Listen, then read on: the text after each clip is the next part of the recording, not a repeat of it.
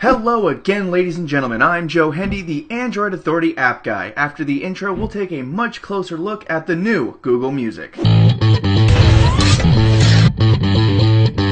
The first thing you'll notice is the complete change in design. Google Music has adopted the same kind of card view that you would find in the Google Play Store, so while the experience is vastly different from the old Google Music, the design elements are actually quite similar to some current Google apps. When you open the interface and click on the top left, you'll be shown a list. There's Listen Now, My Library, Playlists, Radio, and Explore. This not only helps you enjoy your own library, but gives you an interface to explore Google Music and the content you can find there. When you go to any area where there are artists, song, or playlists, they show up as little cards not unlike in the Google Play Store. This is definitely nicer than the list view that Google Music used to use. At the bottom right is a 3 dots button, and we'll talk more about that here in a minute. The whole interface essentially revolves around this main premise. When you're exploring new artists, it's more or less the same interface as selecting an artist from your personal library. So once you get used to the functionality, you can get through the whole app without much of a problem. As a whole, the interface is more colorful and more complicated. Gone is the dark background with the simple list view where you just select your songs. It's more focused on the entire experience of Google Play Music instead of just replaying the music in your library. This leads us into functionality. If you strip it all the way down, the functionality is about the same. You open the app, you select some music, and then it either plays it from your device or streams it from your library if you've uploaded it to Google.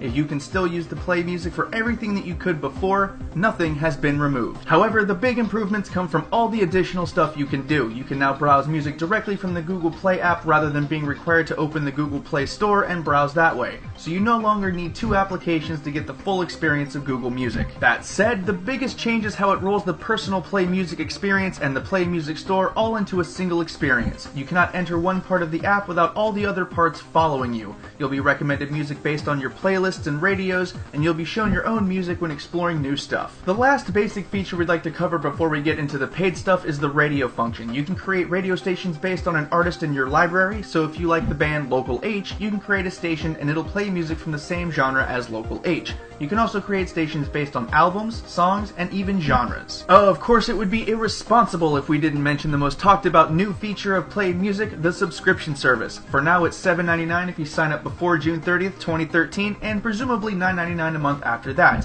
They're calling this an All Access Pass, and it is pure awesome. Here's how All Access works. You can listen to anything available on the Google Play Store. It's really that simple. Any artist, any song available on the Google Play Store is yours to listen to. Just go to the artist page, find a song, and click it, and it'll play right away. Essentially, Google's music library becomes yours. Lastly, to best use this service, each artist has a 3-dot menu button that we mentioned earlier. By pressing on that, you can start a radio station using any artist, song, etc. as a base.